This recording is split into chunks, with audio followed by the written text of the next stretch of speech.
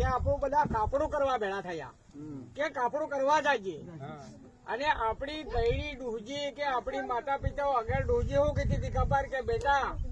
આંબો મવડો વેચી દેજો આપણી બેન ને રેવા દેજો તો આપણે નહીં રેવા દીધા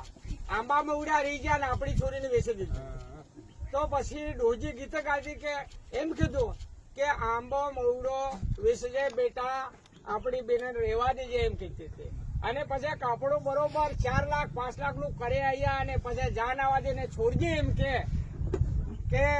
જા જાય ત્યાં જાજે મારી બેના જા જાય ત્યાં બારી વાળો બંગલો કે આપણી છોડજી ટાટડા બાંધીને બધે પાસે બારજી ત્યાં દુખી બાળે કેમ કે આપણા લોહીને આપણે વેસે ખાઈ ગયા